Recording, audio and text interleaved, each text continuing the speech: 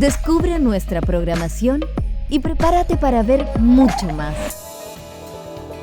Más puntos de vista, más deporte, más series, más arte y ciencia, más música y cine, más documentales, más entretención para grandes y chicos. Descubre UChile TV, donde todas las verdades se tocan.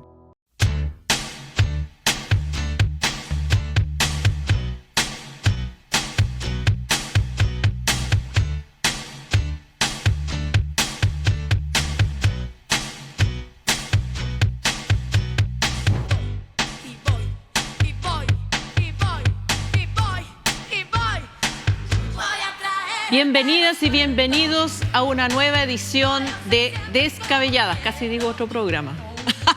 Estuve a punto, pero no. Aquí estamos en una nueva edición. ¿Cómo estás, Yasna? Bien. Mi nombre Mintamos, digamos que estamos bien. Yo estoy súper bien. Estás súper bien. Yo no miento, ¿ah? Dice una candidata que va a estar con nosotros. Sí, además. Vamos a ver.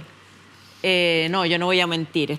¿Sabes cómo me siento? Como cuando estaba en Nueva York y empezaron a aparecer las noticias de una cierta infección en Wuhan. No. Y que se empezaba a expandir y todo el mundo haciendo su vida como si nada y yo como que veía, ahí viene la ola, ahí viene. Así ¿Y me eso siento. te está pasando? Sí, porque como sabemos, bueno, los temas los vamos a tratar en este programa, pero en el mundo hay vientos de guerra y en vez de poner paños fríos parece que no hay líderes mundiales que puedan detener la afiebrada ganas de batallar. Pero bueno, ya vamos a hablar de eso. Antes de hablarles, ¿les puedo contar una cosa? Pero por favor. Hoy día me invitaron a ver un adelanto de la película La Ola, que es sobre la ola feminista de Sebastián Leilo. Se va a estrenar a fines de agosto, pero es maravillosa. Es un musical. Yo no soy de musicales, pero es impresionantemente buena. No me gustan los musicales, aunque canto, sí. No me gustan los musicales. Encuentro que los musicales siempre son como una historia lineal, fome y mucho baile, mucho... No sé cómo lo hizo, pero trató las sutilezas del movimiento feminista, problemas muy complejos, tratados con música, baile y por supuesto, trabajo con 3 guionistas maravillosas, así que se las recomiendo. Mañana va a estar el tráiler en los cines y en las redes sociales, así que ¡wow! Ya. Bien. Eso hagamos como que podemos hacer planes futuros, pretendamos. De todas maneras. Pero vamos a partir con las primarias, ¿cierto? ¿Cómo está? Las primarias oficialistas. Hoy día vamos a tener a la última de las candidatas aquí. Vamos a, si es que alcanzamos, a hablar del gobernador Orrego, la situación que está viviendo. Israel versus Irán, el mundo al borde de una nueva guerra mundial y Trump embriagado de poder. ¿Y con quién vamos a estar, pues? ¿Verdad, po? No lo ¿Con dijiste. quién vamos a estar? Vamos a estar con Janet Jara, que es la última de las candidatas de esta primaria que nos faltaba que viniera para acá. Exactamente. Así que La esperemos. última que parece ser la primera. Sí. No, Pero eso digo, dice la las encuesta. encuestas lo Eso dicen. dice la encuesta. Eso Sí. dice. Vamos Aquí a ver. estamos en veda de encuestas. Sí, estamos en veda de encuesta. Así que estuvo bueno que se demorara, porque para nosotros como programa, como periodistas, le agrega más noticias. Total. Pero bueno, están las primarias y se han agitado las aguas últimamente, se ha subido la temperatura de las primarias y la duda o las preguntas que se hacen los analistas es si el espíritu societal se va a poder mantener hasta las primarias, porque ha habido bastante tensión. La candidata Jara le ha enrostrado el problema de seguridad a la candidata Toá. La candidata Toá dice que ella es la única que puede ganarle a la derecha. Winter se agarró de las mechas con el socialismo democrático por su spot de la mesa del poder. Claro, donde salía aquella frase icónica, esa imagen icónica de Jorge Correa Sutil, que yo creo que él no se puede querellar por esa imagen porque sale estupendo. Jorge Correa Sutil de Batman. De Batman. la mejor idea que tuvo en su vida, pero al que sí, no le cayó bien fue a Tombolini, que salió absuelto de unas acusaciones y aparece ahí con un mal recuerdo. ¿Qué les parece a usted? ¿Qué le parece a usted cómo están? A mí me parece que la campaña, el despliegue territorial, incluso la franja están buenas, pero el debate se puso muy pueril. Hay un intento de diferenciación por la vía de la descalificación. Yo no sé qué estudio avala eso, pero que incluso lo ha exacerbado un poco la candidata Toá con un aire, un cierto síndrome Matei, encuentro yo. ¿Cuál sería ese síndrome? Agresiva, tirando para todos lados. Creo que el capital político de Toá justamente era haber sido un puente entre dos culturas, la cultura del socialismo democrático y la cultura de lo que entonces, cuando se instala el gobierno, era pro dignidad, o sea, la izquierda no tan tradicional. Y dilapidó eso con un propósito estratégico razonable, que es posicionarse y convocar a ese tercio que no es el 30% leal al gobierno y tampoco es el 30-40% leal a la derecha, es ese centro. El problema es que sus partidos no tienen la capacidad de movilizar a ese electorado. Por lo tanto, pienso que está amenazada por lo que le ocurrió a Paula Narváez, no sé si se acuerdan cuando era la candidata del Partido Socialista y del PPD en una primaria que no fue primaria legal, sino que convencional, y la gente que concurrió a las urnas de su partido fue un número inferior a los militantes fichados. Entonces, existe esa amenaza. Ahora, me voy a tragar mis palabras si en la primaria vota más de 2 millones, 2,5 millones de chilenos y chilenas, y en ese caso sí significaría que concurre ese mundo que no me gusta llamarlo de centro, sino que es un mundo indefinido, porque el centro no existe en Chile hoy día. Es un mundo que está buscando la oferta que la interprete. O la moderación también, ¿no? ¿Cómo? La moderación. Es que no sé si es moderado que te resuelvan el tema de la delincuencia en vez del tema de la salud. No, pero que apela más a ese mundo. No me gustan los conceptos, ni moderado ni de centro, pero porque creo que ya no representa a nadie ese concepto. Correcto. La moderación como estilo, dialogante, a lo mejor eso le gusta a la gente, pero como emociones de los candidatos. Pero yo veo eso, veo mucha agresividad en torno a temas que no son relevantes para la ciudadanía. ¿Y tú, Mirna? Mira, yo veía esta campaña, la veía súper apagada, obviamente, y parecían todos integrantes o miembros de una iglesia. Iban todos para allá, todos para acá. De la y eran una como canción, todos así, ordenaditos, Estoy muy de acuerdo. que yo creo que estaba bien. O sea, mira, yo creo que está bien que haya conflicto. Sin conflicto no hay drama. Y nosotras que hemos Nosotras estudiado... aquí en la estuvimos echando harto carbón a la hoguera, porque decíamos si no hay conflicto, no hay... Es que tiene que haber claro. conflicto, o sea, y de hecho yo creo que, mira, no hay publicidad mala, dicen algunos, pero ¿por qué lo planteo? Porque creo que este conflicto que se ha generado a partir de varios, ¿cómo decirlo?, artefactos. Artefacto la mesa del poder, que los que habrán visto la franja, aparecen estos personajes, y hay una frase que le apunta, pero directo a la exconcertación, cuando dice uno, ¡ja, ja, ja! Endeudarse para estudiar, creyeron que era invertir en su futuro. Es terrible, es brutal.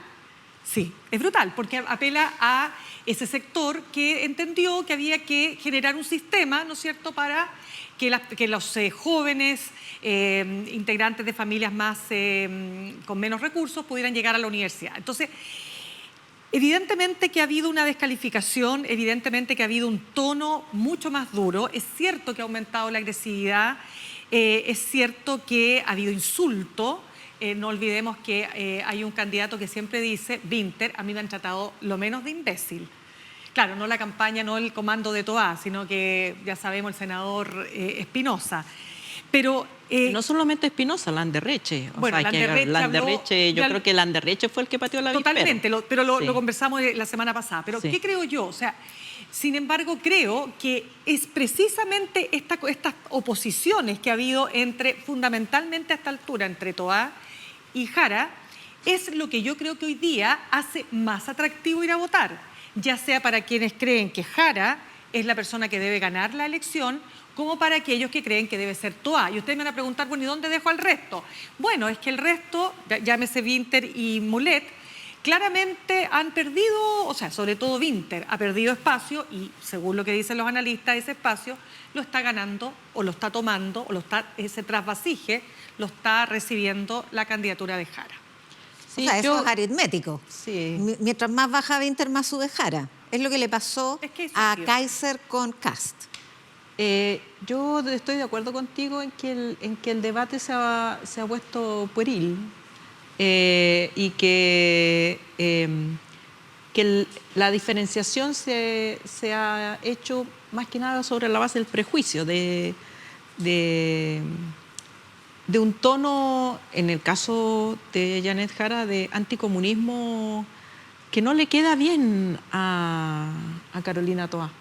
No, uno espera que esos comentarios se hagan si es que Jara gana las primarias después de la oposición, pero el exacerbar el anticomunismo no sé si es tan prevalente en la sociedad chilena como otras diferencias que pueden tener respecto de política pública, pero bueno, ahí estamos. Y respecto de Winter, yo creo que la franja ha errado también en apuntar a una sobrediferenciación con la Concertación, porque igual es mirar al pasado. Creo que le ha faltado propuesta de presente y futuro a los candidatos y candidatas. Ahora, ¿quién decodifica esos mensajes como Concertación? Porque en ninguna parte lo dicen. Ni Toá dice quiero volver a la Concertación, ni Winter dice la Concertación y los 30 años. Son conceptos más etéreos. Nosotras sabemos que aluden a eso, pero es súper importante notar que la mitad del padrón electoral no tiene idea qué es la Concertación. Este es un conglomerado que terminó de existir hace 15 años. Entonces ha pasado mucho tiempo. Claro, nosotras somos media abuelita, entonces sabemos perfectamente dónde radica esa herida no resuelta. Claro, por eso, por haber puesto la imagen de Tombolini, no le dice nada a nadie. ¿Quién conoce a Tombolini hoy día? Claro. ¿O quién se acuerda del disfraz de...? Más bien parece una campaña dirigida al socialismo democrático. Y yo vi la franja que era igual que la del día anterior, pero la del día anterior no tenía esas imágenes, como que se las insertaron y eran así como un microsegundo. Claro. Había que estar muy atento para identificar quién era. Es como que le están hablando a las directivas de los partidos que hoy día forman parte del socialismo democrático, derechamente. Claro. Es como, ahora mira, como yo creo que hoy día ya, digamos las cosas como son, hoy día la pelea está naturalmente entre Jara y Toá. Estamos de acuerdo, o sea, yo creo que Winter ya lo tiene asumido hace rato. Winter, además, ustedes saben que cuánto se demoró el Frente Amplio en decidir, hoy vamos a tener un candidato y casi por descarte, bueno, ya, yo soy. Es verdad, o sea, sí. Y Winter lo sabe. Por lo tanto, si la pelea está entre estas dos mujeres, analicemos las dos mujeres. Yo me he dedicado a ver la franja y hay una cosa que yo tengo que ser súper claro. O sea, yo creo que la mejor franja, desde mi punto de vista, desde el punto de vista solamente del trabajo audiovisual para una campaña eleccionaria, creo que la mejor es la de Jara. Yo no tengo ninguna duda. ¿Por qué? Porque apela a una cuestión súper importante. Primero, emoción, pero sobre todo, porque no es la emoción por la emoción, sino que es la emoción desde la perspectiva de alguien que dice, yo usted lo entiendo, ¿sabe por qué? Porque yo he estado en su lugar. Y tú le crees. O sea, cuando ella dice, yo sé lo que no es llegar a fin de mes, yo le creo. A una persona que además tiene una historia de vida más difícil, con mayores dificultades, pero que con mucho mérito logró llegar a donde está. Y por otro lado, la candidata Toá, que efectivamente también se han empeñado como franja en hablarle a un mundo que está ahí dando vuelta, que dices tú que podría ser el centro, que podría ser los moderados, no sabemos. Los indecisos. Los indecisos, pero que mi única duda es si acaso ese segmento va a ir a votar a la primaria. Entonces, desde el punto de vista de lo que uno entiende como el típico concepto de la primaria, en este caso centro-izquierda, yo no sé si esas personas van a ir a votar porque se sienten interpeladas por el discurso de Toá. Y sin embargo, sí puedo sentir y creer que aquellos que sí se sienten interpelados por el discurso de Jara van a ir a votar. Pero como tú, Yasna, me puedo comer mis palabras y efectivamente esta es una primaria muy masiva, donde va mucha gente y donde el resultado puede ser totalmente distinto a lo que algunos creemos que puede ser. Ahora, es cierto que la campaña tenía que salpimentarse, como dicen los chefs, porque si no, no le importa a nadie, no genera noticia, no genera atracción mediática y por lo tanto pasa inadvertida. Y la participación es la clave de esta primaria. Lo más importante es que haya una participación masiva. ¿Cuál dirías tú que es la participación mínima para legitimar al candidato o candidata que salga electo? 2 millones. 2 millones. O sea, el umbral está en el 1.700.000 participantes que tuvo la primaria de Boric con Jadwe. Y hay que agregarle un poquitito más porque no hay otra primaria en esta oportunidad. En aquella ocasión había una primaria de derecha simultáneamente. Claro. Y siempre hay despistados que no saben qué es la derecha. Además, cuando hay 2 primarias, igual es un solo voto. Entonces, la gente decidía si participar por una o por la otra en el momento de estar en la urna. Las personas que no están bien informadas. Ahora, en aquella primaria había voto obligatorio. En esta primaria también es voto, o sea, había voto voluntario en aquella primaria, en esta primaria también, pero porque es primaria. Pero el sistema de voto obligatorio ya está establecido hace 3 elecciones y por lo tanto la gente tiene internalizado que hay que ir a votar y probablemente no conoce la norma en torno a específicamente una primaria que es voluntaria. Entonces uno esperaría que por esas razones que son más de lógica haya una alta participación. Eso, por lo menos todos los analistas coinciden en que favorece a Carolina Toá. Por eso es que yo creo que ella tiene esa capacidad, o sea, no puede sino haber detectado que ese es su umbral, su espacio de crecimiento y no a la izquierda. Totalmente. Pero para lo cual lo que ella debió haber hecho es acentuar su experiencia con la delincuencia. Su biografía vital no es algo que interpele a nadie, no es algo que emocione ni movilice a nadie, porque el pasado no... Y es bien sexy su biografía, o sea, ella es hija de un asesinado por la dictadura, luchó contra la dictadura como dirigente estudiantil, fue parte de gestión de gobierno, por lo tanto tiene mucha experiencia, pero lo que recuerda a la gente es la delincuencia. Pero ella lo hace, es una lucha contra la delincuencia. Lo hace, perdón. Es que, como te digo, me preocupé, me vi como en una maratón de una serie, me vi toda la franja al tiro.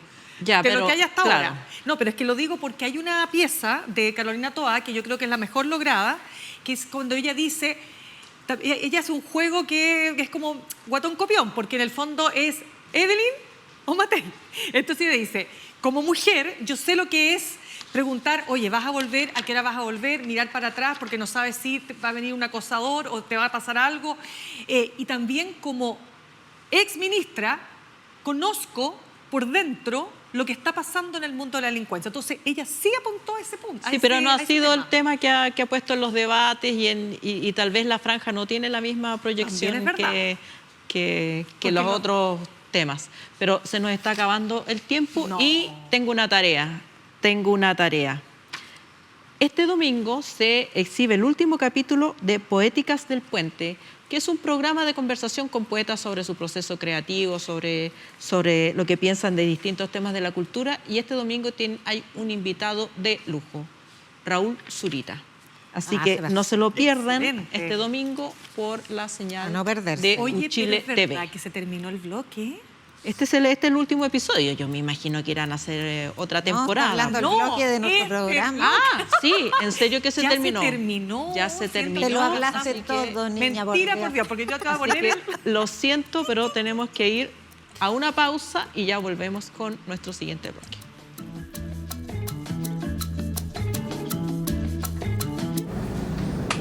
¡Acción! En Un Chile TV nos encantan los cortos. Cortos divertidos, cortos tristes, cortos de acción, cortos raros, cortos cortos y cortos cortísimos. Por eso, cada semana te traemos Circuito Corto, los mejores cortos chilenos, presentados por sus propios creadores. Circuito Corto, una producción conjunta con la Escuela de Cine y TV de la Universidad de Chile. Todos los martes, a las 22:30 horas, solo en Uchile TV.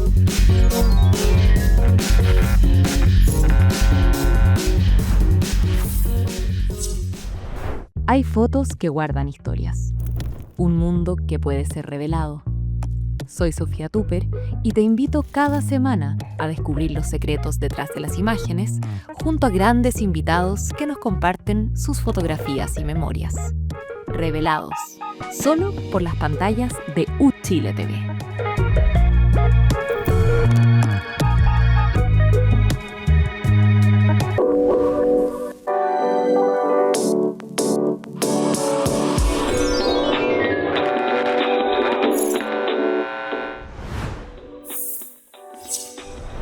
Aquí estamos de vuelta, como ustedes saben, porque nos están viendo, estamos en Uchile TV, que es tele. Aunque mucha gente dice, ¿y por qué no están en la tele? Esto es tele, aquí estamos en la tele. En la tele, Uchile TV, que la pueden ver por señal abierta.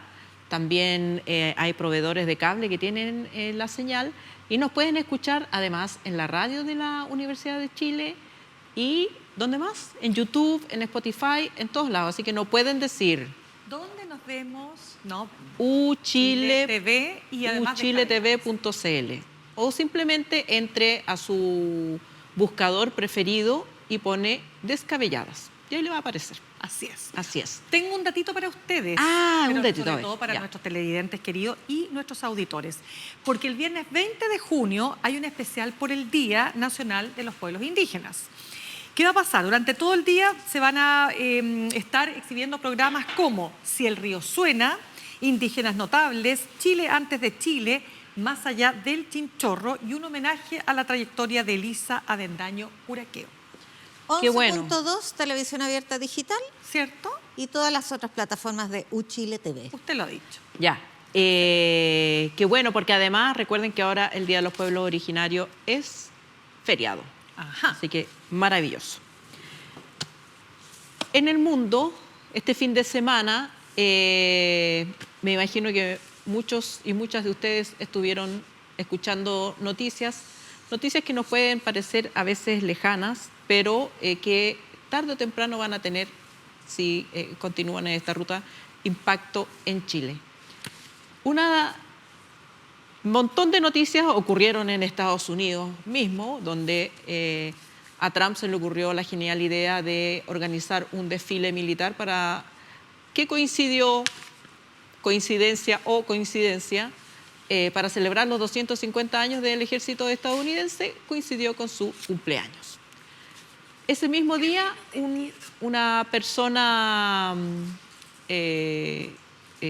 actuando de manera solitaria decidió salir a asesinar a algunos parlamentarios demócratas, alcanzó a asesinar a una diputada en Minnesota y su esposo y herir gravemente a un senador y su esposa en ese mismo lugar. Ya fue atrapado, pero es un acto de violencia política que Estados Unidos ha sufrido muchos y no es, digamos, la primera vez que ocurre, pero en este contexto de exacerbación de la violencia hace presumir que puedan seguir ocurriendo este tipo de actos.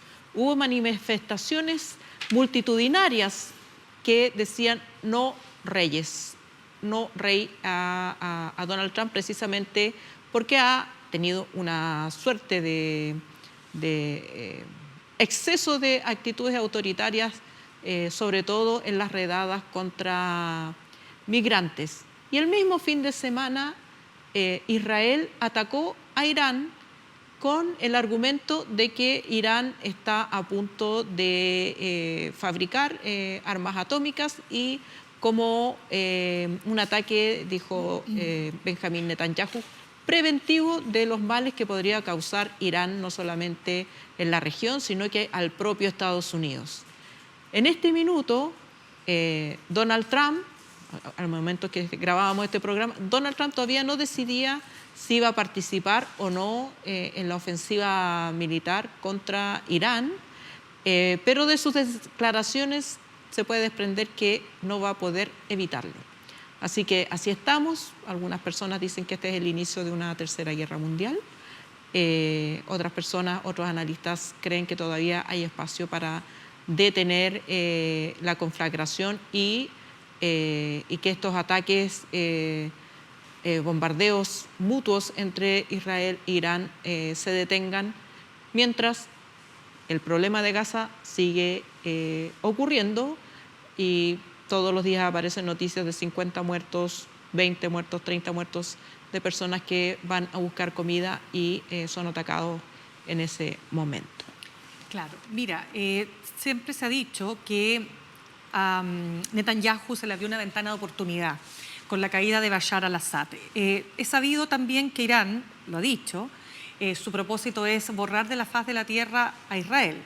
Pero también sabemos que Israel está sumamente cuestionado a nivel mundial precisamente por los crímenes de lesa humanidad que ha cometido en Gaza. Y por lo tanto quizás esta era la ofensiva que él necesitaba, digo Netanyahu, para recuperar cierta legitimidad a nivel internacional. Y lo importante acá es lo siguiente: Estados Unidos, que tú decías que todavía efectivamente cuando estamos grabando este programa Estados Unidos está, me meto, no me meto, me meto, no me meto, pero el punto acá no es solo lo que opine y lo que decía Donald Trump, sino es que también el Partido Republicano, el gobierno, no está unificado en torno a la intervención, porque una intervención de Estados Unidos directa, supone tropas. Eso es lo que por lo menos yo he conversado con los analistas con los que me ha tocado discutir este tema.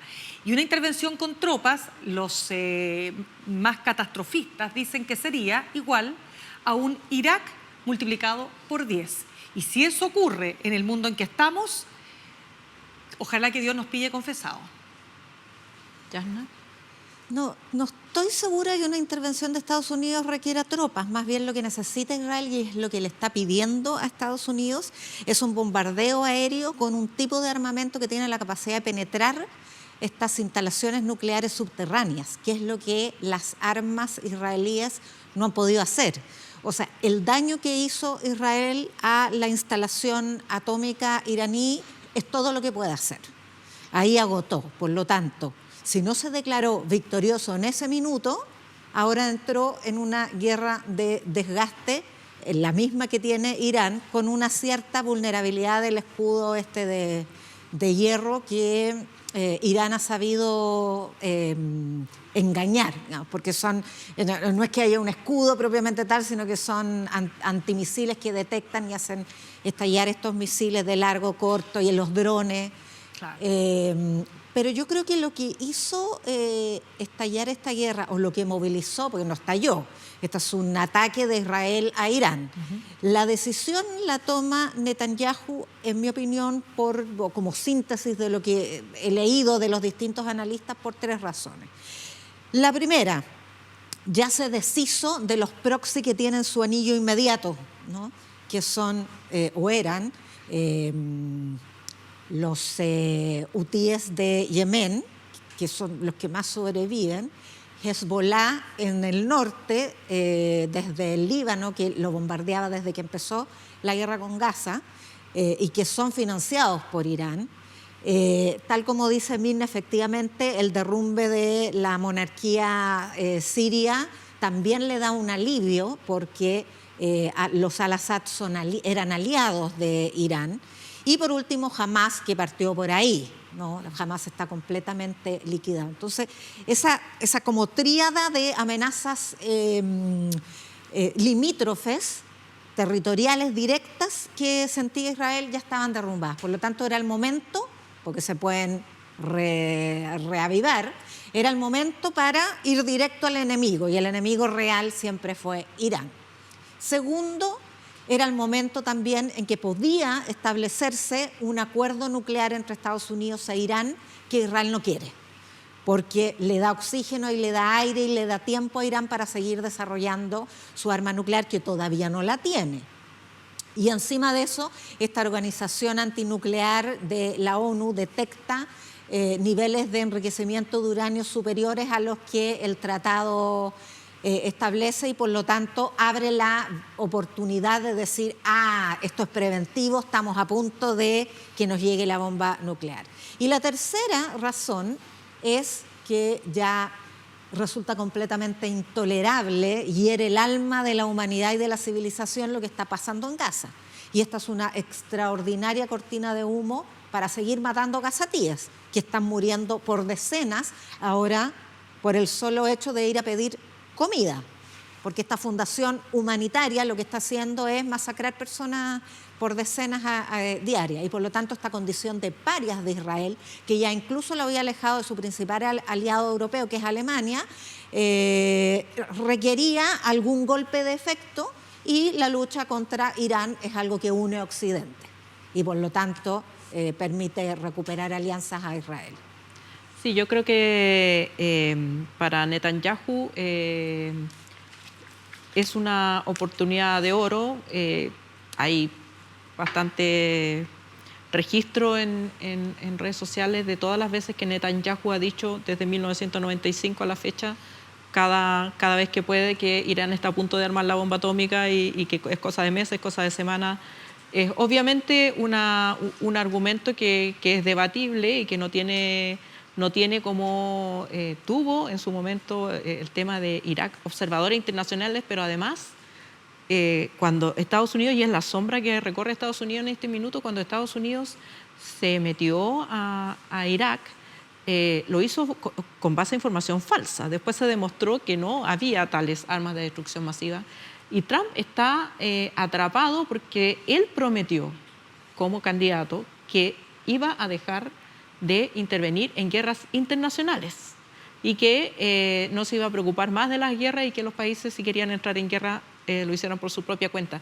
Y ese argumento es muy sentido por la base de extrema derecha popular de Estados Unidos. Y ahí se le estaba produciendo una tremenda grieta de apoyo porque ese pueblo empobrecido, blanco, racista, como quieran serlo, no quiere que Estados Unidos vaya a ninguna guerra de ningún tipo, no quiere más dólares estadounidenses financiando guerras, pero uno puede ver en tiempo real cómo Trump no tiene el poder de impedir que su aparato de inteligencia, el aparato militar, ya se movió. Ya están los barcos resguardando a la espera de las órdenes frente a las costas de Israel, ya está todo preparado para la guerra. Y también son negocios muy importantes el negocio bélico, por lo tanto parece que Trump no va a poder decir que no. No. Además que hizo unas declaraciones como, bueno, si Irán se rinde absolutamente y sin condiciones en este minuto, entonces no intervenimos. Es como decir, no, eso no va a ocurrir, no va a ocurrir. Y es curiosa la posición de la Unión Europea y de los países occidentales que en el caso de Gaza ya estaban presionando a Israel para que detuviera los ataques, pero en el caso de Irán están todos ahí dispuestos a apoyar a Israel. O sea, a Netanyahu le viene como anillo al dedo. Pero, claro, el problema, y lo hemos conversado antes entre nosotras, es que las víctimas de las guerras son las mujeres y son los niños. Esas son las víctimas. Así que... Y no sabemos cuándo termina. La guerra por la invasión de Rusia a Ucrania lleva 3 años y medio. Tremendo, ¿eh? Y la contabilidad de víctimas ya dejamos de tenerla.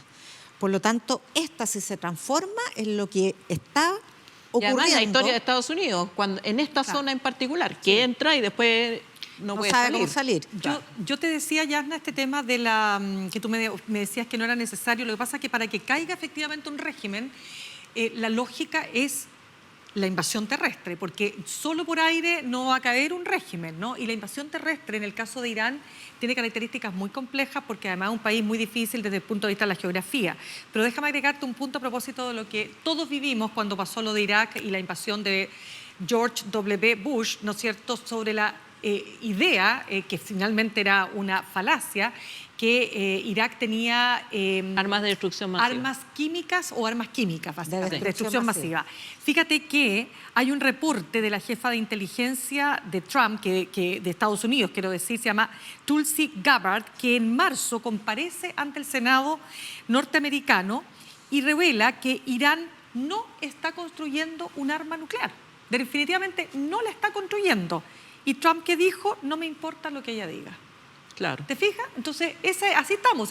Y hoy día peor que cuando estábamos con George W. Bush, porque aquí estamos hablando de un tipo que es completamente impredecible y que no sabemos cómo se va a despertar mañana, qué pastilla se tomó para quedarse dormido y con qué pie va a pisar la primera pisada que haga cuando se esté levantando. No sabemos, porque así funciona el mundo hoy día y estamos en manos de un montón de gente rayada, con expresiones que son, tal como decían estas manifestaciones, ¿no es cierto?, monárquicas, por algo no queremos un rey.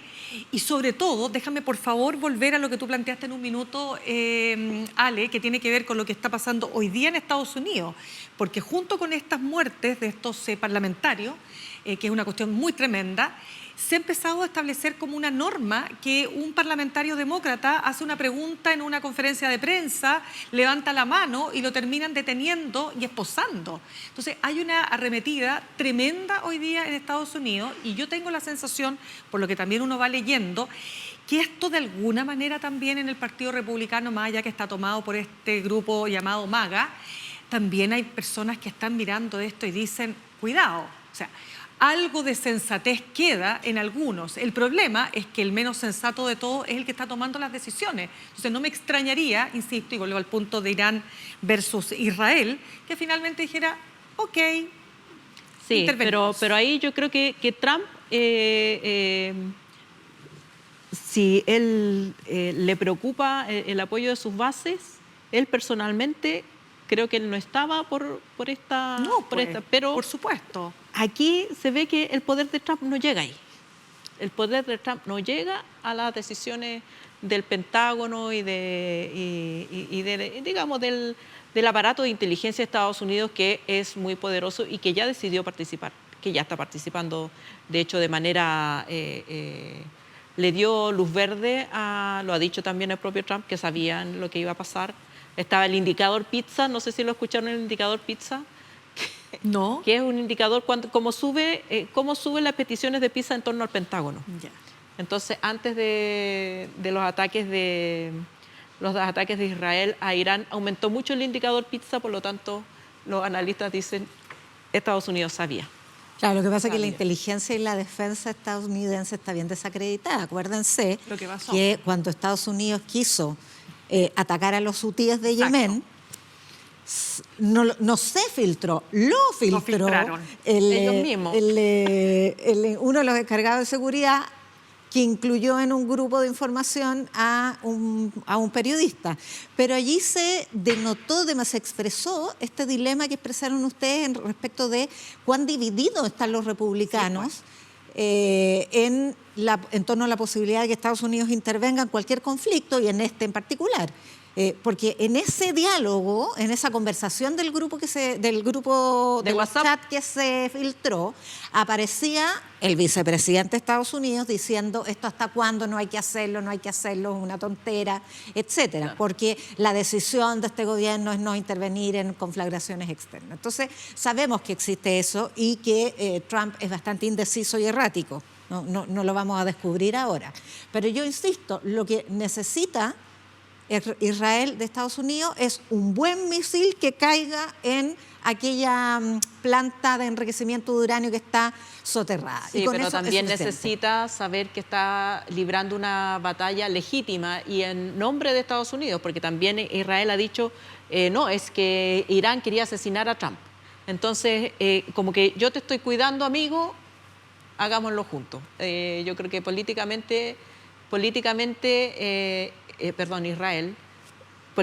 Israel necesita a Estados Unidos para legitimar en el fondo lo que está haciendo y que hay una legitimidad para todo su actuar bélico. Ahora, ¿cuál es la represalia que puede tomar Irán? Porque si no tuviera armamento atómico, como se cree, y si esto fuera una mera excusa o no hubiese avanzado lo suficiente, no hubiese alcanzado a tenerla, ¿cuál es la represalia tan temida por Estados Unidos y por el resto del mundo? Bueno, la económica, porque no le cuesta nada a Irán bloquear su paso de, ¿cómo se llama?, Hormuz, que es por donde pasa su gas, el petróleo. O sea, la península arábiga es así. Y aquí tiene el Golfo Pérsico y aquí tiene el Mar Rojo. Y por ahí pasan. El resto son oleoductos que no tienen todos los países. Y eso significaría una hecatombe económica para el mundo. Y para nosotros, por supuesto, que estamos aquí como un barquito de papel mirando los acontecimios. Oye, en todo sí, caso, nos tenemos que ir. En todo caso, estamos más protegidas, chiquillas. Sí, bueno, sí. De alguna Pero manera es bueno. No tenemos que ir a ninguna parte. No, aquí nos quedamos acá amarrados, que el cambio climático nos borre, porque, digamos, no va a quedar Chile por el aumento del océano, pero bueno, todavía nos queda para eso. No estaremos vivas. Sí, mantengamos un poquito de optimismo y pensemos que las primarias importan y que las elecciones presidenciales importan y que pueden hacer que la vida de todos y todas sea mejor. A la vuelta vamos a conversar con la candidata Janet Jara a ver qué nos dice. ¿Dónde tengo que mirar? ¿Dentro? Mírame a mí. ¿Cierto? Sí, Sí. ya. Tenía 6 meses cuando yo llegué a Holanda. Entonces un bebé. C'est quand j'étais adolescente que j'ai ouvert mon dossier d'adoption, qui a toujours été disponible à la maison. Maria Inés, Yankina Pinchumia. By Facebook, it came up. It was something about the Chilean adopters. There's something who's not right with this. Niños que fueron dados por muertos al nacer, tráfico Red de menores. De secuestro y adopción ilegal que hubo durante la dictadura de Pinochet. Yo llego a las 11 de la noche a darle pecho a mi guagua, a la otra sala no estaba. Mi guagua no estaba. Que compré, que vendí, que quité guaguas del abrazo de la madre, pruebas no hay. I got a message on my telephone. We found your mother. Wow, they want to speak with you.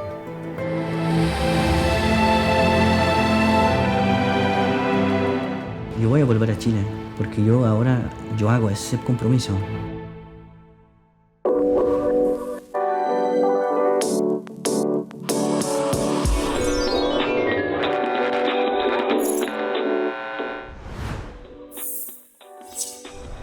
Y aquí estamos de vuelta con lo prometido, la entrevista a la precandidata presidencial Janet Jara o candidata oficial a la primaria oficialista.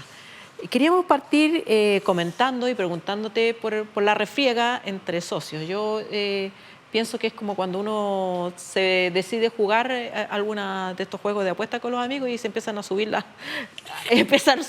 y uno ve a los amigos en actitudes que no sospechaba antes de jugar. ¿Cómo ha sido el aumento de la temperatura entre ustedes que igual representan a un mismo sector y me imagino que amistad más, amistad menos debe costar, o cómo lo enfrentas tú? Es como bien novedoso, es la relación por lo menos que habíamos tenido entre los que estamos ahí sentados, pero creo que es como propio las elecciones, me da la impresión.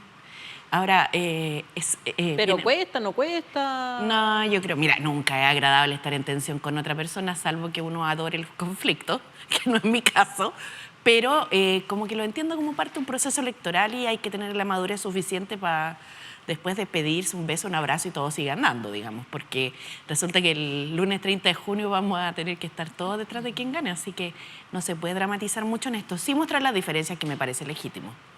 Ahora, tú dijiste que te daba pena hoy día. ¿Qué es lo que lo que pasa es que me preguntaron por la minuta del Comando Carolina. Yo no sé si es real la minuta o no. Los periodistas me dicen que sí, pero ¿sabes que no me da cosa la minuta? Porque siempre hay minutas que generan como instrucciones para el tipo de la propaganda, las líneas comunicacionales.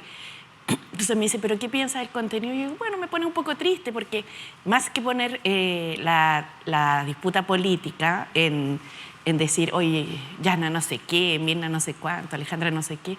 Yo creo que debiera estar en ideas, pero a esta altura cada uno hace lo que está, digamos, en su objetivo o estrategia. Claro, no sé. Janet, solo para dejarlo claro para los que no han visto la minuta, digamos, o no han sabido de la minuta, básicamente es que en esa minuta del como un comando- instructivo. Claro, como un instructivo que dice que definitivamente tú no eres la candidata competitiva para enfrentar a la derecha, sino que esa candidata es Carolina Toá y entonces ese es el foco. Claro. Eso es lo que a ti te produjo como una sensación de ¿qué? No, lo que pasa es que eso yo lo entiendo. Si a mí lo que no me gustó es que, o lo que me dio como tristeza es que una de las líneas argumentativas es que todo esto es porque soy comunista. Y eso me da como un poco de pena porque es como el argumento que usa la oposición muchas veces para desacreditarnos a los que estamos al lado del oficialismo.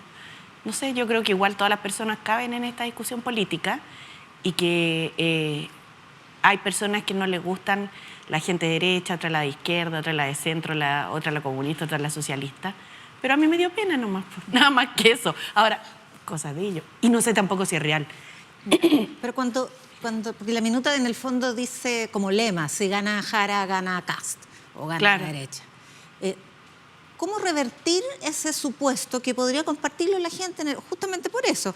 Comunista está difícil que conquiste al centro o a ese segmento Yo creo que, indeciso. Te entiendo, pero yo creo que con la mejor forma que nosotros podemos aspirar a ganarle a la derecha es con la sinceridad.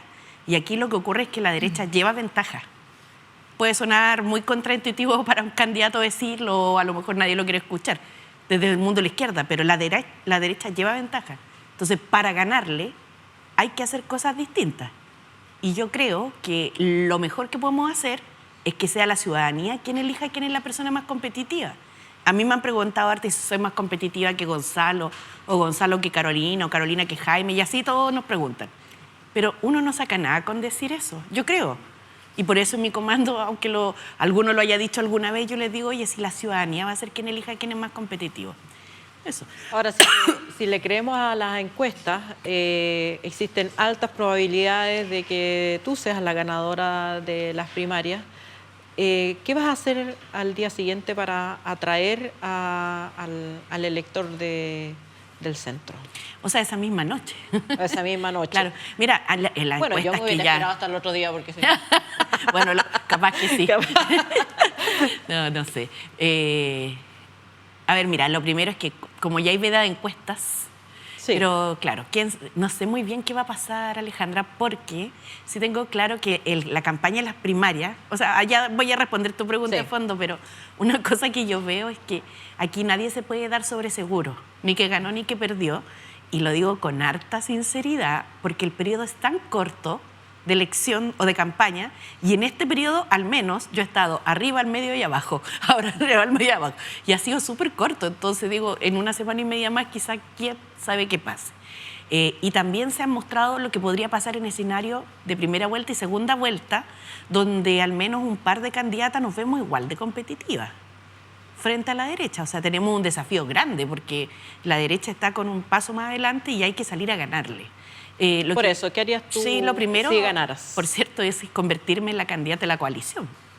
No solo la candidata del Partido Comunista y Acción Humanista y la Izquierda Cristiana, que son los partidos que hoy día me apoyan. Dicho eso, que la coalición hoy día está conformada por quienes vamos a la primaria, en particular llamar a algunos sectores que están fuera a conversar, como la democracia cristiana. Ahora, esto ha sido parte de un diálogo político que hemos tenido durante todos estos años y que los partidos siguen teniendo. Bárbara Figueroa, que es mi jefa de campaña, se reúne con los otros secretarios generales, conversan estos temas, se hacen proyecciones. Y día mismo estuvimos hablando de qué hacer el día después de las elecciones en uno o en otro escenario, si uno gana o no gana, pero claramente la idea es convertirse en la candidata de la coalición, conformar un nuevo comando que incluya desde el primer minuto al socialismo democrático, al Frente Amplio, a la democracia cristiana, a otros partidos que se quieran sumar desde el mundo de la izquierda y generar un programa unitario. Ya, entonces, a la luz de lo que yo te estoy escuchando, Janet, tú no tienes ninguna duda que tus socios de las primarias y de los partidos del oficialismo van a apoyarte. O sea, no, en general no. Mira, yo no sé si, a lo mejor la pregunta es porque algunos han dicho que ven como riesgo en eso, hace como que no apoyarían a otro nombre que no fuera su propia candidata en este caso. pero yo más que poner ahí como la carga en ellos, primero, institucionalmente, los partidos yo creo que todos vamos a estar ordenados porque aquí hay un pacto de honor y uno se juega la palabra y la confianza también, como que es una en la vida, entonces si uno la pierde después es bien difícil recomponerla. Y si hay algún caso de alguien que no se quiera sumar y todo, mi trabajo va a ser tratar de salir a convencerlo. Si uno no puede traer a nadie obligado. Esto, claro, es un pacto que nos honra, o sea, que nos obliga a quienes nos sentimos parte de él. ¿Y cómo vas a convencer a la democracia cristiana, cuyo presidente ha dicho, nosotros no participamos en esta primaria porque si gana un candidato comunista o candidata, en tu caso, no la vamos a apoyar?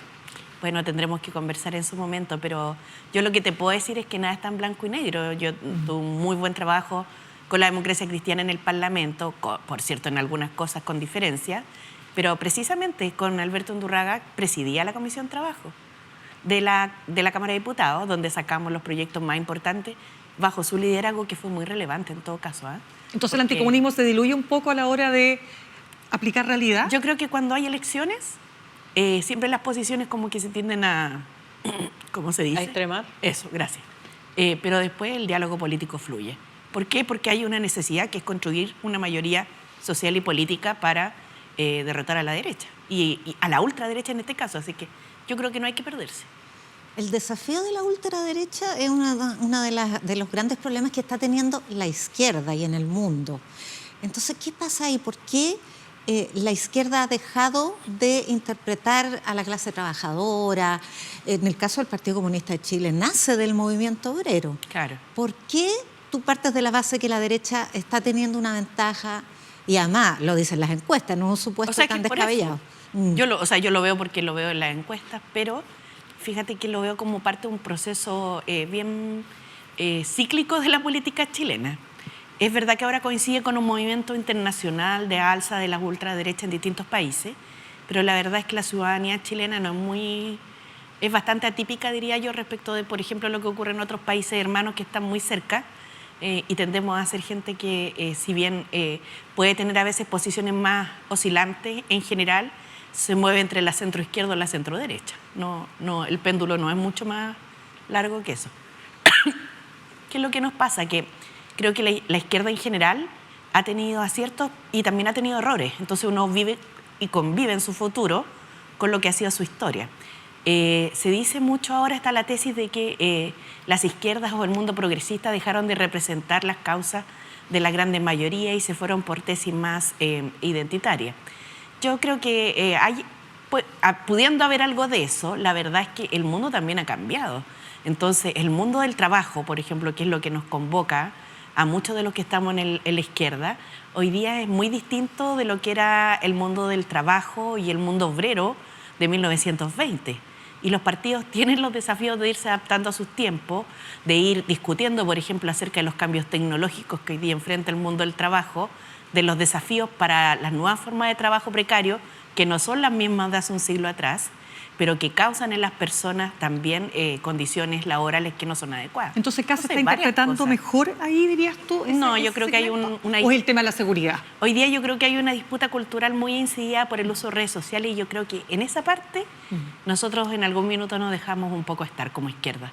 Por ejemplo, muchas personas, en la forma de la comunicación política hoy día, esto no me quiero ir de tesis ni nada de eso, sino que lo que a mí me parece que es lo que está pasando es que yo veo que mucha gente, por ejemplo, se informa por TikTok y nosotros a veces nos desgastamos mucho con discursos bien enredados, que pueden tener mucho de sentido intelectual, pero bien poco de sentido común. Entonces, nuestro mensaje cuesta más que llegue. Y bueno, por cierto, en temas como el de la seguridad, que no sé cómo decirlo, pero si uno quiere hacer transformaciones profundas en el país, lo mínimo es que la gente pueda vivir tranquila previamente, porque si la gente está viviendo al 3 y al 4, ¿cómo tú le vas a estar proponiendo hacer un gran cambio de paradigma societario si en la noche no puede dormir tranquila porque le da miedo que la entren a asaltar? Entonces, son para mí también temas centrales. El punto es que al parecer la derecha logra llegar con un mensaje que es más simple y que es muy extraño, porque dicen, nosotros vamos a aplicar mano dura. Y de ahí más nada. Entonces yo también digo al otro lado, a la audiencia un poquito de cuestionamiento. ¿Qué significa eso? Ahora, no sé, estamos en un momento de disputa cultural bien curiosa. El predicamento de la izquierda histórico siempre ha sido, bueno, si mejoramos las condiciones materiales de los trabajadores y trabajadoras, se acaba la delincuencia. Entonces, abordemos ahí. Yo creo que es más complejo. La delincuencia, ¿cómo ves el problema de la delincuencia? Porque no es solamente un problema de Chile, un problema latinoamericano, al menos grave. ¿Qué pasa con los sistemas democráticos chilenos y de la región que no son capaces de detectar, prevenir la delincuencia?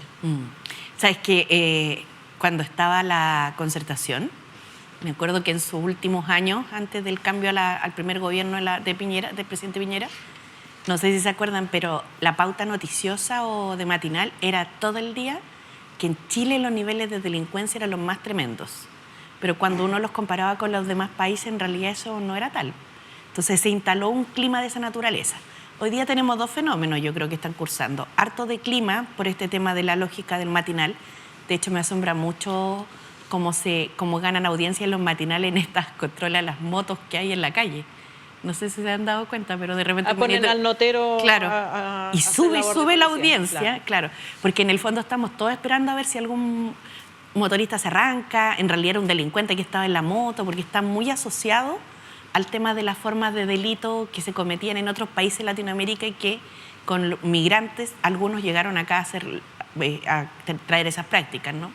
Bueno, todo esto lo digo como preámbulo porque yo creo que el crimen organizado hoy día, como fenómeno que estamos experimentando, es algo que ha crecido en las partes donde el Estado ha estado más débil y más ausente. Entonces ocurre una paradoja, ¿no? Porque la derecha nos dice, yo voy a combatir el crimen organizado, pero a la vez quiere meterle tijera al Estado y recortarlo por donde pueda. Entonces, si yo veo que el crimen organizado crece donde no hay Estado, no veo cómo la derecha va a poder combatir el crimen organizado disminuyendo al Estado. Veo que se pueden abrir más espacios para la criminalidad. Y eso se ve en los lugares donde el crimen organizado ha tomado espacio. Por ejemplo, lo que pasó durante la pandemia con el surgimiento de Thomas, ¿no?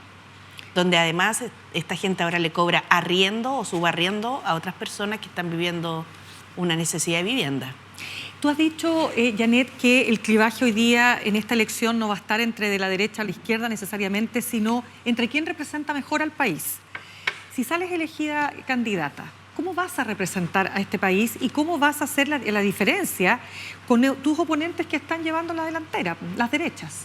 Sí, mira, yo pienso al respecto que efectivamente hoy día están llevando a las delanteras y sería tapar el sol con un dedo no reconocerlo, porque así lo indican las encuestas, pero nuestra primaria va a contribuir mucho a que ese escenario electoral cambie y en bien pocos días más. O sea, sin duda tener un solo candidato desde las izquierdas o la centroizquierda chilena nos va a permitir tener una fuerza mayor y el cuadro se va a reconfigurar. Pero como que la gente está mirando, eso te entendí cuando tú dices no es ni clivaje derecha-izquierda. No, sí, lo que pasa es que está viendo quién lo representa mejor. Claro, a mi entender, lo que se ha producido en Chile es como un fenómeno de desafección de la política.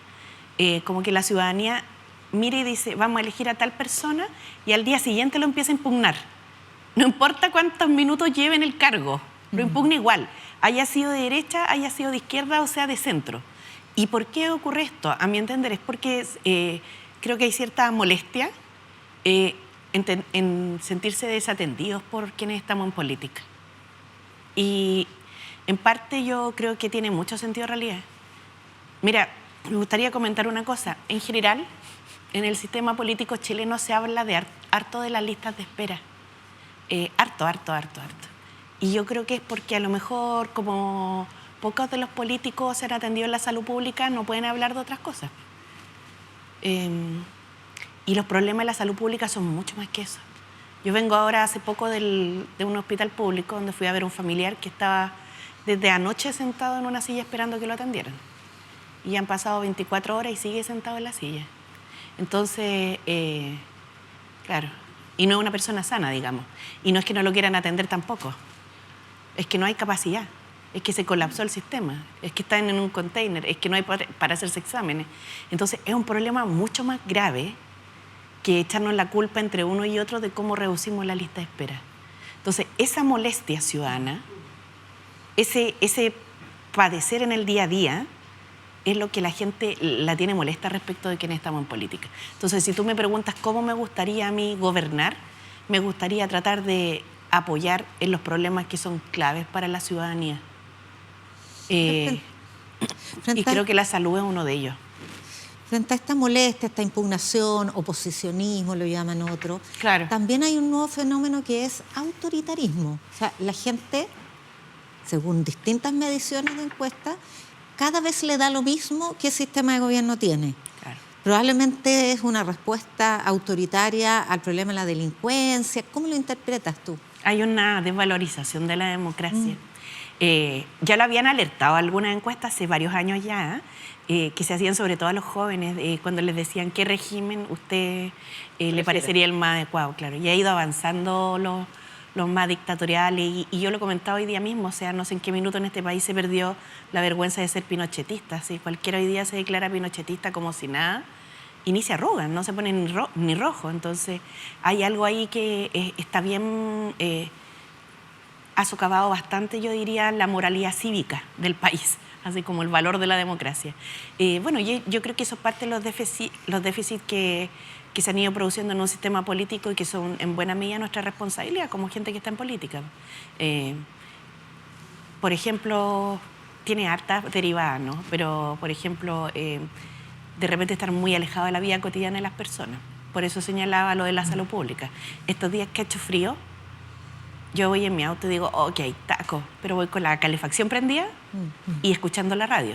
Y si tú miras el paradero, está lleno de gente. O sea, que llovía, que hacía además frío, no sé por qué ahora llueve y hace frío a la vez.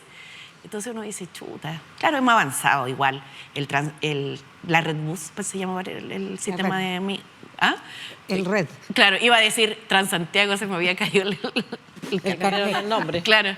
Es mucho mejor que lo que antes había, pero la verdad es que, claro, igual uno quisiera que la gente tuviera más calidad de vida. Entonces, hay algo ahí con el conectar ciudadano que es nuestro deber recoger, y que es nuestro deber recogerlo, creo, sobre todo como gente de la centroizquierda, así ese es el punto. Si uno mira la serie de medidas que los programas de gobierno comprometen, algunos dicen, es que ser gobierno no es una lista de supermercados. Yo siempre me acuerdo que decían ese tipo de críticas respecto de una presidenta que yo quiero mucho en este país, porque bien denostativos, digamos, en sus críticas. Pero tampoco es una lista de puros poemas o eslogan. La esperanza se construye con épica, pero también con medidas concretas. Y eso es lo que nos falta combinar un poquito más. Ahora, claro, yo creo que todos hacen su esfuerzo, ¿cierto? No es nada fácil, pues, pero... hay una parte de la realidad que todavía se nos escabulle. Parte de la realidad simbólica, diría, claro. Hablemos en difícil. Parte de la realidad simbólica es que hay un discurso anticomunista sí, bastante asentado, y me imagino que las diferencias que se han marcado en esta primaria no contribuyen a disiparlo. ¿Cómo piensas? Bueno, me imagino que es un problema para afrontar tanto si ganas como si no. ¿Cómo se enfrenta el anticomunismo o esta sensación de que los comunistas en el poder solo van a querer tener el poder total, sí, y establecer un sistema autárquico? Y empobrecen, dice la candidata actual. Sí. Bueno, varias personas lo dicen, ¿eh? Les cuento algo. A mí me ha ido bien en la vida. Me ha ido bastante bien, estoy contenta en ese sentido. Me ha ido bien, tengo mis cositas, mi familia, mi autito, mis bienes, y saben que me gustaría además que les fuera bien a todos. Me gustaría nivelar para arriba. Ojalá a los demás también les fuera bien. Lo digo porque se arman todas estas cosas desde lo simbólico, desde lo tan pedestre como que uno no puede tener un iPhone. No, claro, por supuesto. Y de ahí en adelante, ¿no? Sí. Pero ¿sabes qué? Yo he pensado todo este periodo que ese anticomunismo del que mucho se habla no es tal, o sea, o por lo menos yo no lo veo en la gente común y corriente, en la calle. ¿Es un debate más de élite? No, yo creo que es un debate que en muchos casos se repite porque están las élites, pero además porque a veces intencionadamente se trata de colocar en el debate. Ahora, todo esto es un veremos, ¿no? Porque leí una columna hoy día que me dedicó a un insigne columnista de la... Carlos Peña. Lo teníamos aquí en la pauta. De la plaza. Y te Mi juro, jefe. Claro, quedé con la sensación A ver. de que yo era así como un... Que tú no crees en la democracia liberal, decía. Claro. Claro. No, pero me dio la sensación así como con este fondo que tiene así una cosa media selvática, como que yo estaba así agazapada atrás de una planta esperando para tirar a atacar, te juro. Y yo, mi Dios, ¿qué pasa? Así ¿Y qué te como- pasa a ti con ese tipo de posiciones? Porque A lo veces me piensas. sorprenden un poco, pero en general yo creo que hay harto prejuicio porque nosotros también hemos sido como una colectiva política bastante atípica, pues entonces somos más reservados, hasta hace poco muy disciplinados. Claro, pero te juzgan más por la postura del PC respecto de países de fuera, ya, la típica, Claro. ¿cierto? No, Por supuesto, Cuba, sí. siguiendo Venezuela, más que por el rol que ha tenido el PC en la democracia chilena a lo largo de la historia. O sea, el que ha sido víctima aquí en Chile ha sido el PC y acá lo acusan, ha sido víctima de persecuciones políticas en más de una ocasión. ¿Pero qué y le todo. contestarías tú? Porque él dice, tú no crees en la democracia liberal a diferencia de tus socios de las primarias. No, yo creo que, mira, en el pacto que se firmó de Unidad por Chile de las primarias se valora enormemente por todos los partidos que la suscriben el rol de la democracia. Y por tanto yo creo que eso queda ahí despejado, pero teniéndole mucho respeto al profesor Peña y a todo en general, porque todos ponen un punto de vista como bien distinto que a veces a mí me llama la atención porque también me hace reflexionar de cómo nos ven los demás. Yo creo que hay que tratar de derribar un poquito el prejuicio.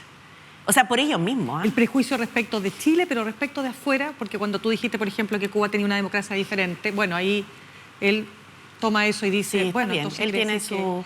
que usted no cree en la democracia liberal, Pero, ¿no? por Con ejemplo... 3 poderes. Sí, está bien.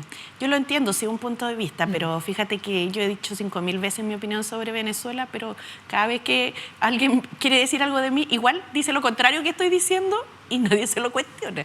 Yo creo que hay poca escucha activa en esto. El otro día me preguntaron dónde vacacionaba. Y yo dije, amigo, no vacaciono en Norcorea. O sea, es que ya la cosa va avanzando para allá. Ya. No, y me empezaron a hacer un listado de países de dónde vacacionaba. Entonces, como bien particular la discusión. Y yo no es que trate de banalizarla ni nada de eso, porque lo encuentro de lo más como estructural en lo que ha sido la composición política de Chile con esta forma de tratar a quienes piensan distinto de otros, pero creo que tampoco hay que dramatizarlo mucho porque al menos yo no lo veo en las personas como en la calle. ¿Crees que va a ser un factor a la Por lo hora de menos, votar? mira, en esta primaria no. En la primera vuelta a lo mejor tratan de asusarse estos sentimientos, pero conmigo no se van a ¿Te encontrar. asusta un poco lo que viene si ganas? Yo pensé que el anticomunismo, porque No, el po. anticomunismo me No, resbala. yo me imagino que pero a esta altura lo estás otro, un poco curada de espanto, pero si ganas la primaria, se va a venir un momento totalmente, un antes y un después. Ay, min. Bueno, Qué magnífico. prepárate. No, es que te digo algo que ahora que me presenté candidata a las primarias, todos me decían, oye, se pasa súper mal. Y yo decía, ¿Y no? chuta, ¿qué irá a pasar? Pero es verdad. No, igual la ha pasado un par de días mal, pero no, súper mal. Es súper mal, está lejos todavía. Es que por eso te Y digo, en general la he prepárate. pasado bien. Ya. Ahora para las primarias, o sea, para la... Bueno, primero veamos qué pasa. Yo, mira, te digo algo que tengo dos cosas así como que pienso. Ya, que ¿eh? creo que la primera es que a lo mejor ustedes me vieron el otro día o no en la Divina Comida, pero en algún minuto de la vida por causas personales la pasé muy mal. Entonces como que mi límite de lo que es pasarlo mal estaba bien lejos de acá. Y lo segundo, que es la política, no me pregunten por qué, pero es de las cosas que más me gusta en la vida. Entonces, que algo te guste, que lo esté haciendo y además que le esté pasando mal, es como medio contradictorio. Mejor dedícate a otra cosa, así que... Pero es con llorar, ¿o no, la política? Sí, claro, como todo en la vida. Es que Y con reír harto también. Pero ¿cómo te recuperas? Porque la piel, cuesta tener la piel de chancho, ¿no? Sí, pero ya la tengo hace rato. Ah, sí, ¿ah? Sí. Sí. ¿Qué pasó con Jadwe? Con Daniel Jadwe. ¿Con Daniel? Sí. ¿En qué Porque, sentido? porque el Lautaro Carmona dijo que era bueno que se integrara al comando. Tú dijiste, no es, ¿para qué? No tiene sentido. Claro, Me parece que fue quedan como... A todo esto quedan como 5 o 6 días de... Claro, pero es que se interpreta de otra manera. Mira, no sé muy bien qué idea habrá tenido Lautaro en su cabeza en particular. Yo lo que sí sé es que Daniel le rebajaron la medida cautelar, me alegro por él porque llevaba como un año en esta situación y espero que pueda concentrarse en su tema. Yo le tengo estima a Daniel, nos hemos conocido de toda la vida militante, no somos amigos, no tenemos una relación así cercana, pero hemos sido siempre compañeros de partido y espero que pueda solucionar sus temas. Pero era el abrazo del oso igual. Mira, no si sé. se integraba. ¿Por qué les polarizante? Que puede ser, pero yo no soy un poco más práctica. Para la campaña quedan 6 días, nosotros ya la planificamos. Entonces, hacer cambio a esta altura no le veo ningún sentido. Ahora, es bueno que todos puedan aportar y quien quiera sumarse a la campaña, que se sume, pero claro, Daniel además va a ser candidato por uno de los distritos parlamentarios, que es la zona norte de la región metropolitana. Así que espero que le vaya bien y que pueda también solucionar sus temas judiciales, como él ha señalado. Pero es que además él nunca creyó mucho en esta primaria, incluso dijo... La otra vez hizo un comentario de esa naturaleza. Sí, como que no lo entusiasma. Claro. Él comentó algo al respecto en su programa. Sabes que a mí se me había olvidado, pero ayer alguien me lo recordó. Pero también es parte de las opiniones. Yo creo que... Sí, mira, lo que nos pasaba es que todos creían que pensábamos todo igual en el PC. Entonces, que era como un ejército de clones que intelectualmente pensábamos iguales. Y ahora que se han dado cuenta que tenemos matices, que tenemos alguna diferencia, que yo digo, si somos un partido político, no una secta, es evidente que hay gente que piensa distinto, solo que tenemos un principio que es actuar de conjunto. Ahora se sorprenden porque en realidad no somos todos clones. Pero antes se sorprendían porque éramos todos clones. Entonces yo digo, gente, pónganse de acuerdo. ¿Qué es lo que pasa aquí? ¿Está bien o esto? Y es parte de la evolución de las organizaciones nomás. Ahora, Daniel Jadwe, hay un dicho por ahí que dice que los dioses ciegan a los que van a perder. Y puede ser que Daniel Jadwe o Marco Enrique Ominami o alguien, una vez pasada la primaria, seas tú la ganadora, quiera ir a la papeleta y dividir fuerza, digamos, o aprovechar, o si Yanez Jara está muy a la izquierda, vamos a meter a alguien por el centro, o quedó descubierto a la izquierda, va a aparecer otro candidato. ¿Temes a esa dispersión que teniendo una posibilidad corta, como dices tú, de ganarle a la derecha, sí, además se pierda por otros emprendimientos electorales? A ver, yo primero pienso que en la primera vuelta no hay quien sea nuestro candidato o candidata, o si me toca a mí, nosotros pasamos a la segunda vuelta no con holgura, pero con un buen trabajo vamos a pasar bien, digamos. Esta tesis que se ha tratado de imponer de que pasan 2 de la derecha... ¿Tú no la crees para nada? No tiene ningún asidero. Obvio por la composición política de la ciudadanía chilena. No hay ninguna posibilidad de aquello. No, eso no es real. Pero hay que trabajar y hacer campaña y todo. Es parte de las cosas que se dicen para tratar de instalar ideas, digamos, pero no es realista. Y si tú te fijas en la encuesta ante la veda, así ya se empezó a demostrar con los números concretos una vez que nuestra primaria empezó a tomar fuerza. Y respecto de otras candidaturas que se puedan sumar por el centro, por la izquierda o por Maya, yo creo que siempre puede pasar, por cierto, no es lo que creo que podría pasar en el caso de Daniel en particular, porque somos compañeros de partido y nosotros tenemos otra forma de actuar, que es la disciplina de las decisiones colectivas que se toman. O sea, yo sé que él no va a hacer eso, pero los demás que lo hicieran pueden hacerlo, digamos. Hoy día me preguntaban por algunos otros como Marco Enrique Ominami y también Rodrigo Mundaca, pero es que ellos no son parte de esta primaria, entonces no tendrían por qué adscribirse a lo que nosotros o nosotras definamos. Lo que sí es que si yo salgo elegida, voy a hacer un esfuerzo en particular para tratar de conversar con ellos y sumar fuerza. Porque para ganar la elección se requiere mayoría social y política. 2% aquí, 5% claro. allá. O sea, quiero hablar con el profe Artés, con todos los que tenga que hablar. Y ojalá nos podamos encontrar. Pero si ellos deciden tomar un camino distinto, creo que están en su derecho legítimo. ¿Cómo has visto a José Antonio Kast? ¿Por qué crees que hoy día, si nos atenemos solamente a la foto de hoy, las encuestas, él está encabezando las preferencias? Sí. ¿Por qué? ¿Qué pasó ahí? Yo creo que Evelyn Matei llevaba mucho tiempo de candidata. Se desgastó. Claro, hay un poco eso. Y por otro lado, Kast se ha quedado astutamente en silencio durante mucho tiempo. Pero cuando hable se acaba la magia. No sé, pero la otra vez le pasó, ¿no? No sé. Veremos. Ahora nos vamos, si me eligen su candidata, nos veremos en los debates y todo. Si gana Winter o si gana Toá. ¿Ya? O Mulet. O si gana Mulet. ¿Qué dirías de ellos como slogan? Como ¿qué destacarías? ¿Qué te parecen ellos? Bueno, que primero que ganaron legítimamente en una contienda electoral, que nosotros adscribimos voluntariamente y que lo tenemos que apoyar o la tenemos que apoyar con todo. y cada uno tiene sus propios méritos, ¿no? A mí me ha llamado mucho la atención. Yo a Carolina la conozco bastante porque trabajamos juntos en el comité político, entonces sé que es una mujer bien trabajadora, bien seria, yo diría con harta capacidad de análisis político. Gonzalo, bien entusiasta, bien elocuente, con harto futuro además. Y Jaime, quien más me ha llamado la atención porque yo creo que era el que menos conocía.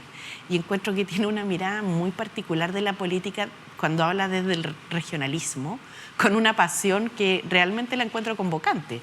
Ahora, yo, por cierto, espero ganar yo la primaria, y espero que también puedan encontrar cosas en mí para poder salir a defender esta candidatura, pero yo creo que quien salga va a tener que jugársela con todo, por la unidad del sector.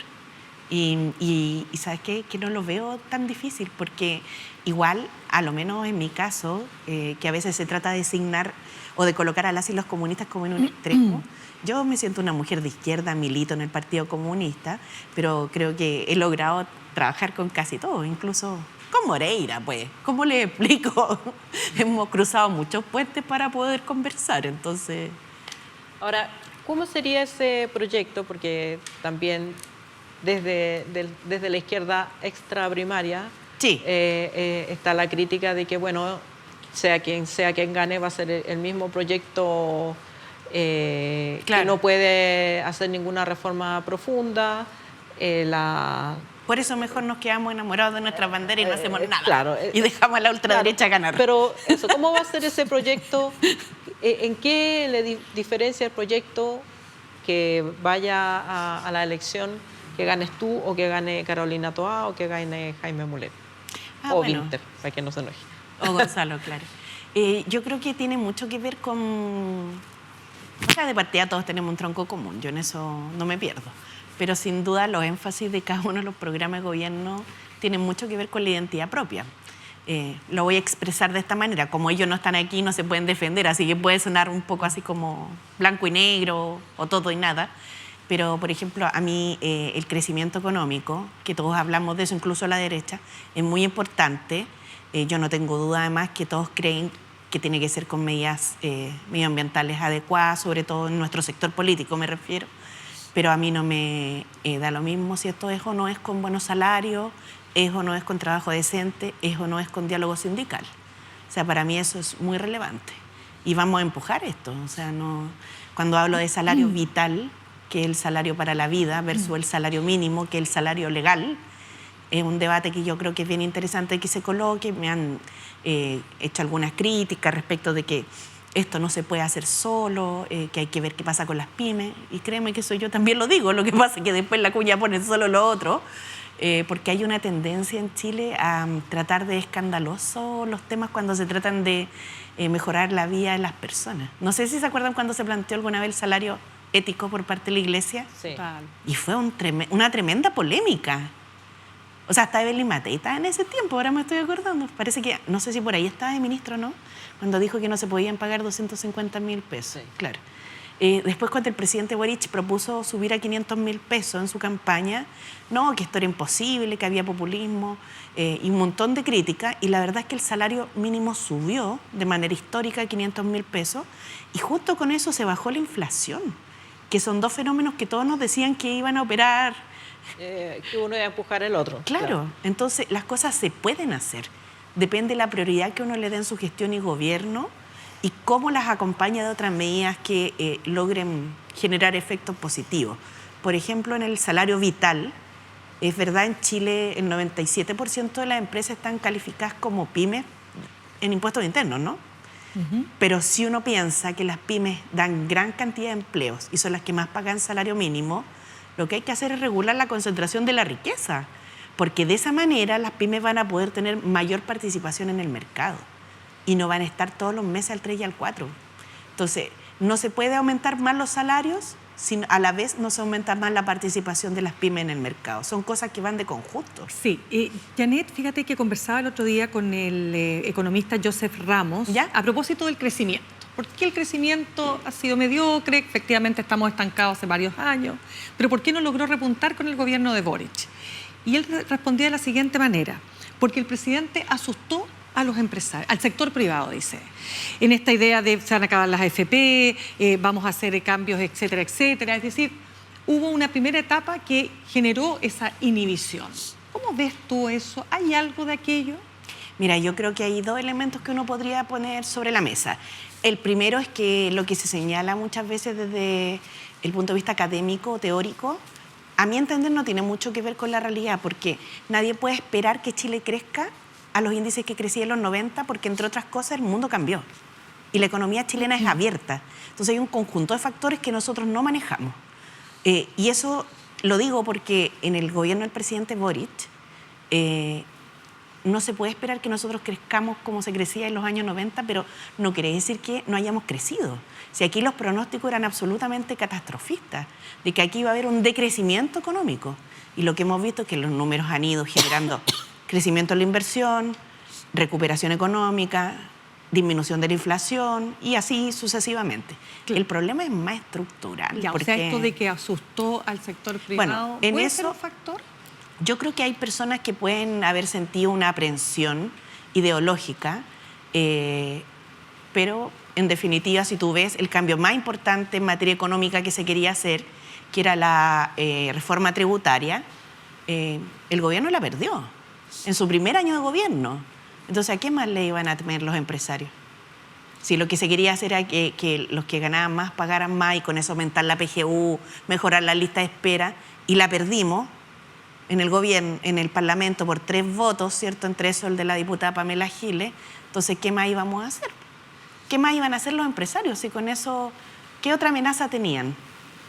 Bueno, el fin de las AFP, como decía. ¿De qué hablamos, o de qué hablas, perdón, cuando se menciona el nuevo modelo de desarrollo, que además es una premisa o un título que venimos escuchando hace rato? Pero ¿qué es para ti un nuevo modelo de desarrollo? Mira, hay tantas cosas que se pueden hacer en nuestro país. Pero, ¿puedo complementarlo con una cosita? Sí, ya nada, nos queda el último minuto. Ay, perdón. Solamente quiero ponerte la presión del tiempo. Ya. Yo quería decirles que no traía una PPT de 60 lápices. No, es que hay una cosa, mira, que tiene que ver con el crecimiento del país y que hay el PIB tendencial, que es como cómo se ve Chile de aquí al 2030. Y de aquí al 2030 el PIB tendencial es de un 1,8%. Entonces, si nosotros estamos hoy día creciendo entre la tasa que el Banco Central publica, que está entre un 1,5 y un 2,5, o sea, un 2 en promedio, para los próximos años de aquí al 2030 el desafío es grande porque muchos candidatos hablan de crecer al 4% y eso significa más que duplicar lo que los números indican. Bueno, el nuevo modelo de desarrollo, básicamente lo que uno quiere o aspira es que el país pase de una matriz en la cual solo se extrae recursos naturales o una matriz extractivista y de servicios financieros a un país en el cual se puede agregar valor a lo que se produce. Y eso tiene que ver con el desarrollo de nuevas áreas estratégicas, por ejemplo, en el caso de Punta Arenas con el tema del amoníaco, en el caso del Biobío con el tema de tierras raras. Hay distintos sectores en nuestro país que se pueden explotar, ¿cierto?, de una manera que sea sustentable medioambientalmente, porque así lo exigen además los mercados internacionales. No solo porque es necesario, sino que además porque es buen negocio y potenciar vocaciones productivas regionales. Entonces, hay ahí, yo diría, una cosa que tiene mucho que ver con qué es lo que uno espera del país. Un poco lo que Pedro Aguirre Cerda en su minuto hizo, ¿no?, al potenciar la Corfo y el desarrollo productivo nacional. Es verdad, Chile es una economía abierta, pero eso no quiere decir que solo tengamos acá servicios y vendamos nuestras materias primas. Tratemos también de producir y generar mejor empleo y mejores condiciones de trabajo. Bueno, muchas gracias. Estamos muy honradas en este programa de haber tenido a los 4 postulantes a la primaria y ya las cartas están echadas. Veremos qué pasa el 29 de junio. Muchas gracias, Janet, por haber estado con nosotros. Gracias a ustedes. Gracias, chiquillas. Nos vemos el próximo miércoles. Ustedes ya saben que si nos buscan, nos encuentran.